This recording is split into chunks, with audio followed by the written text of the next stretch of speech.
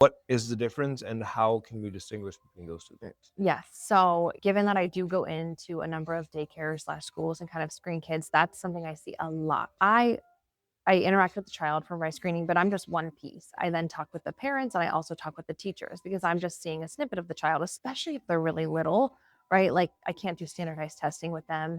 And so sometimes I do go to a teacher and I say, I haven't heard this child say a word. And they'll say, I agree. And so then I'm kind of going to the parent as the last line of defense because that's their child, right? Like Yeah. they know them best. Yeah.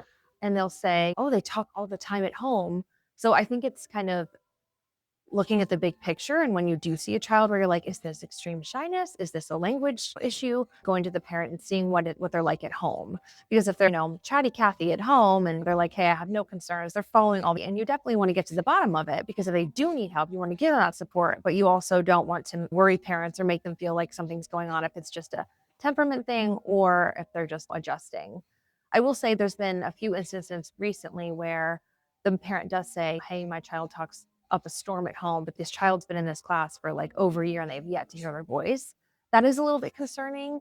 And in that case, I still do recommend therapy because, if you think about it, school is a big part of a child's day, right? And like that's where their confidence is being built. That's where they're, gaining that experience with making connections and interacting with their peers. So in those instances, I do still recommend therapy and it's like a one-on-one.